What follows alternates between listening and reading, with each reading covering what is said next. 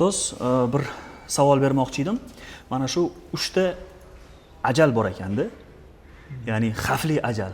Bular haqida gapirib bering. Oq ajal deydi. Aha. Endi oq ajal to'g'risida sal batafsil gapirishimiz kerak. Birinchisi buni oq ajalning shakar. Aha. Shakar endi hozirgi taraqqiyot davrida yengillik uchun ko'p sun'iy va sintetik shirinliklar qo'yib ketdi. Masalan, hozirgi shakarlarni ishlatiladigan pishiriqlarga har xil hayot ishlatilgan shakarlar juda ko'pi sintetik va sun'iy. Bular ozginasiga ko'p shirinlik beradi. Narxi arzon, ishlab chiqarish oson. Masalan, ilgari tabiiy ravishda yetkazilgan shakar qamish, lavlagerdan olmayapti, sun'iy ravishda olmayapti. Bular insonning organizmidan begona bular. Ming yillar davomida odam tabiiy narsa yeb kelgan.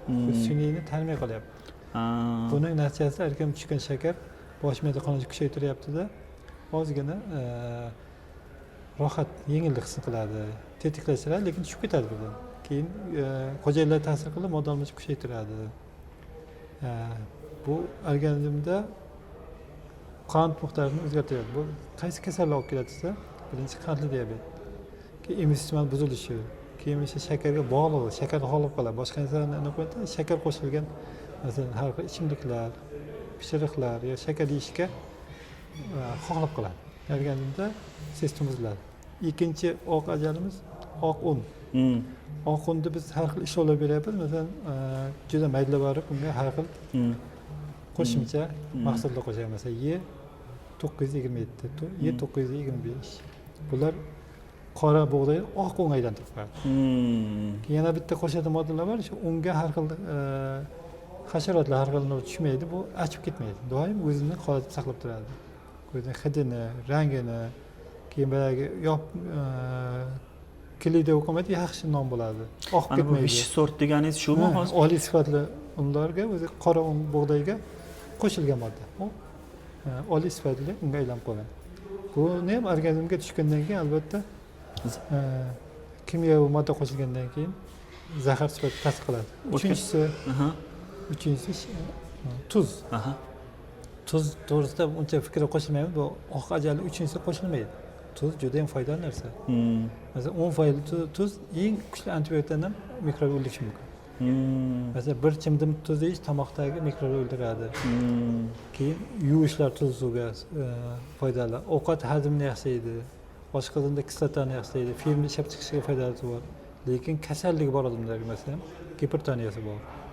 Yoki allergiyasi bor, yo buyrak yetishmovchiligi bor. Qanaqadir modda almashuvi buzilgan.